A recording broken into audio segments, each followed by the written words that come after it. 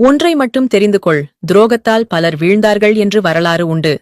ஆனால் துரோகம் செய்தவர்களில் ஒருவர் கூட நன்றாக வாழ்ந்தார்கள் என்று எந்த சரித்திரமும் இல்லை.